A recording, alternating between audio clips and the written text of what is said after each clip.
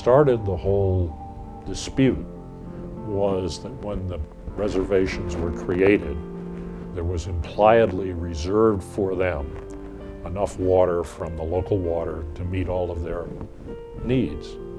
But at the same time, virtually within the next few years, the federal government gave the same water away again, this time to Escondido and to Vista Irrigation District for their use. They just signed a contract to build a diversion dam.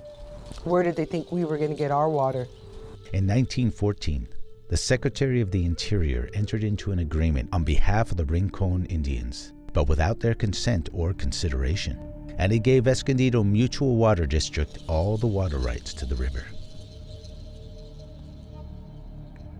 In June 1922, William G. Henshaw entered into a contract with the United States of America on behalf of the Rincon and Pala Indians to build a storage dam and reservoir diverting water for irrigation. Local Indians protested the dam's construction as detrimental to their water supply, but federal officials turned a deaf ear. In November of that same year, the San Diego County Water Company succeeded Henshaw as the owner of the dam and contracted with Escondido Mutual to convey Henshaw water through the Escondido Canal. In 1924, the water company contracted with Vista Irrigation Company to supply 12,000 acre-feet of water stored in Lake Henshaw to Vista.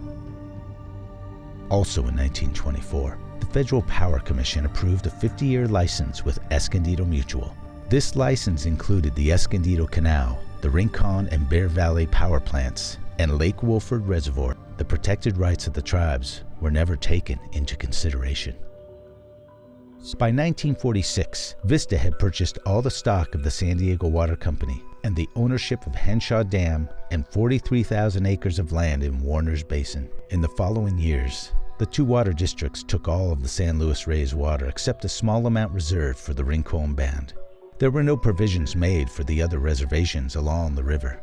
Reports by various government agencies warned that the tribes, as a result of water shortages, were being pushed out of the thriving agricultural business. Water supply was the basic and salient problem for San Diego County reservations, concluded a special committee report to the California governor and state legislature in 1965.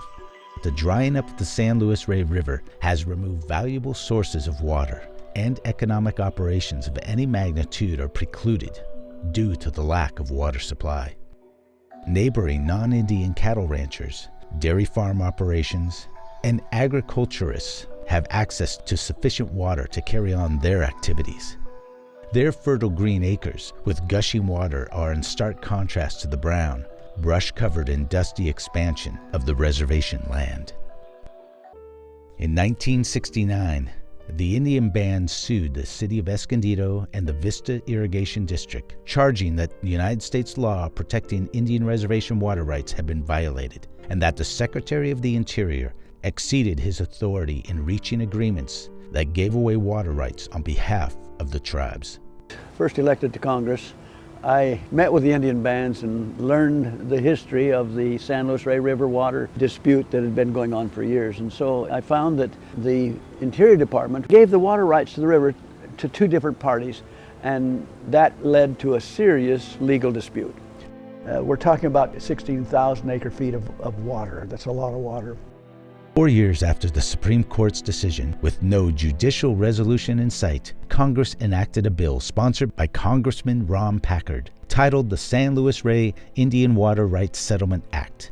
I determined that to go on with litigation, the lawyers were getting wealthy, but they were making no progress toward a settlement.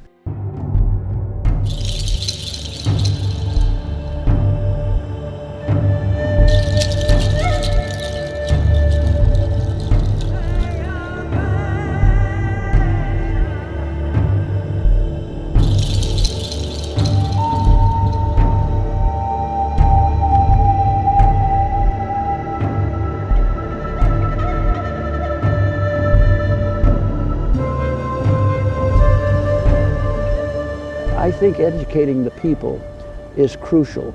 I think it's very important that they understand that this dispute has personal effects upon every person, not only in the bands and in the water districts and the people that are serviced by these two water districts, which is hundreds of thousands of people, they don't have any concept of what this dispute really means to them.